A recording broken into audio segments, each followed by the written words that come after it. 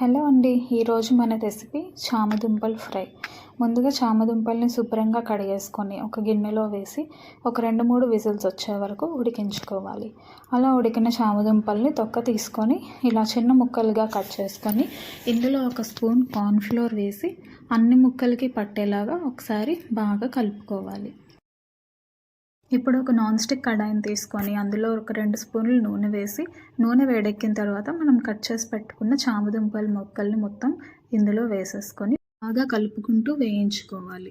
ఒక 2 నిమిషాలు వేగిన తర్వాత ఇందులో ఒక చిటికెడు పసుపు, ఒక స్పూన్ ఉప్పు కూడా వేసుకొని బాగా కలుపుకొని అన్నీ గోల్డెన్ కలర్లో వచ్చిన తర్వాత స్టవ్ ఆఫ్ చేసేసుకోవాలి. ఒక కడాయి తీసుకొని 2 స్పూన్ల నూనె వేసి వేడెక్కిన తర్వాత తాలింపు గింజలు అన్నీ వేసి 1 నిమిషం వేయించుకొని కరివేపాకు వేసుకొని తర్వాత చిన్నగా కట్ చేసిన ఒక ఉల్లిపాయ, ఒక 4-5 పచ్చిమిరపకాయలు కూడా ముక్కలుగా కట్ చేసుకొని వేసుకొని ఒక్కసారి కలుపుకొని ఒక చిటికెడు పసుపు, ఒక స్పూన్ ఉప్పు, 1/2 స్పూన్ కారం, 1/2 స్పూన్ జీలకర్ర పొడి, 1/2 స్పూన్ ధనియాల పొడి, 1 స్పూన్ గరం మసాలా ఇవన్నీ వేసుకొని ఈ మసాలాలన్నీ కొంచెం వేగేంత వరకు 1 లేదా 2 నిమిషాలు కలుపుతూ వేయించుకోవాలి.